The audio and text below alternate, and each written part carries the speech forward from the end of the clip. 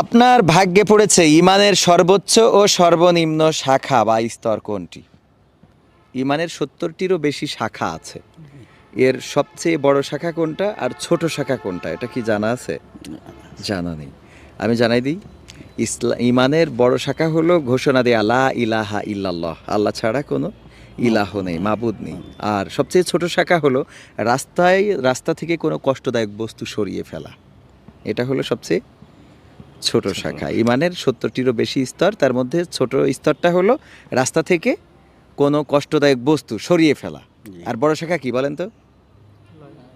লা লা ইলাহা ইল্লাল্লাহু মুহাম্মাদুর রাসূলুল্লাহ। হ্যাঁ, লা ইলাহা ইল্লাল্লাহ, আল্লাহ ছাড়া কোনো ইলাহ নেই, এটা বলা, এটা মুখে স্বীকার করা, মনে বিশ্বাস করা। এটা হলো ইমানের বড় স্তর। ইমানের তিনটা মানে কাজ করলে ইমানদার আপনি হতে পারবেন। এক হলো মুখে স্বীকার করবেন, অন্তরে বিশ্বাস করবেন, 3 নম্বর হলো কাজে পরিণত করে দেখাবেন।